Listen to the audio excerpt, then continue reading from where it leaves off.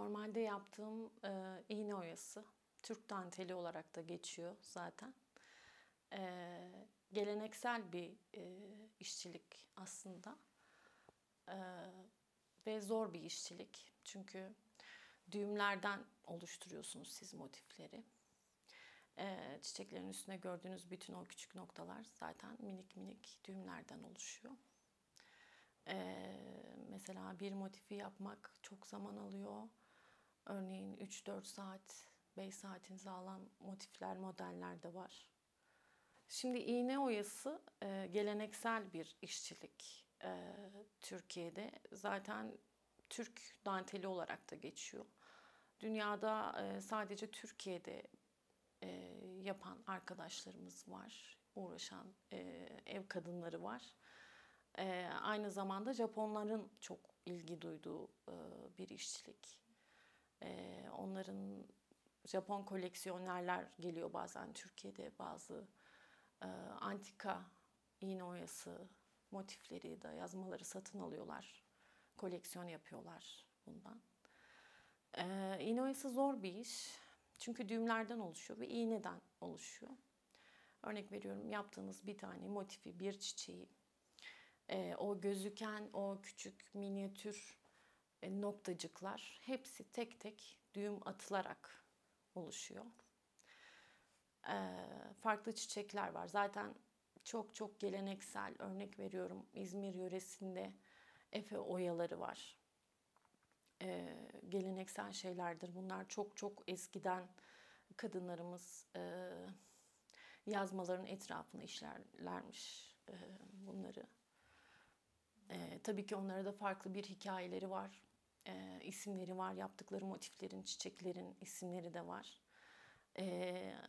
Sembolik olarak da anlam ifade ediyor. Çünkü örnek veriyorum, bir kadın iğne oyasını yaptığı zaman yazmanın etrafına ve onu taktığı zaman mesela ben sana kırgınım ya da eşim askere gitti anlamını veren birçok model ve motif var iğne oyası olarak. Benim deve dikeni tasarımım var, civan perçemi tasarım var.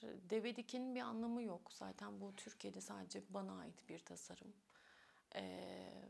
Genelde kurak, çorak yerlerde yetişen çok özel bir bitki, çiçektir. Farklı türleri de var zaten, farklı renkleri ve görünümlere de sahip. Ben elimden gelince 3-4 farklı türün tasarımını yapmaya çalıştım.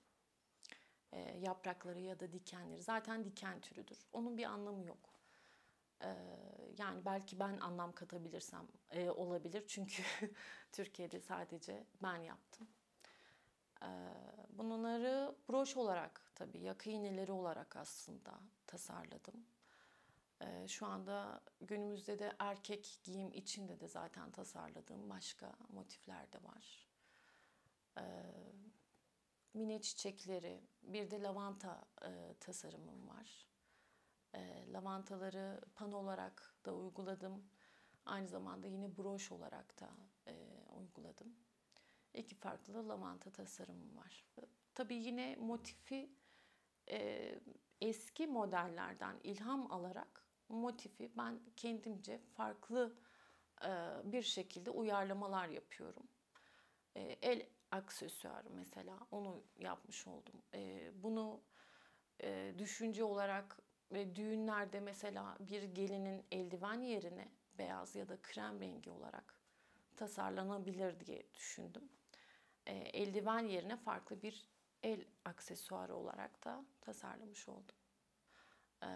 Çok eski modelleri günümüze uyarlayarak, yani günümüzün renk ve işçiliğine uyarlayarak bir şekilde bir araya getiriyorum. Renkler de çok önemli benim için. Çünkü hem vintage görünümlü olmasına dikkat ediyorum, hem de günümüze uyarlayıp modern bir çizgisi olsun istiyorum.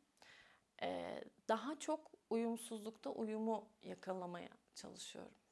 Cemil İpekçi'nin, ünlü modacı Cemil İpekçi'nin en son Değişim adlı defilesi için 60 motif tasarlayıp gönderdim. Zaten onun defilesinin teması tavus kuşuydu. Tavus kuşunun tüyünden ilham alarak motif tasarladım 60 tane. Aynı zamanda Karga Stüdyo, Zehra Gökçe, o da kendisi moda tasarımcısı ve aksesuar tasarımcısı. Türkiye'de sanatın karşılığı maalesef yok, sanat veya zanaat olarak. Çünkü birçok ev hanımı, kendisine evini geçindirmek isteyen birçok kişi bu işçiliği yapıyor, bu zanaatı yapıyor.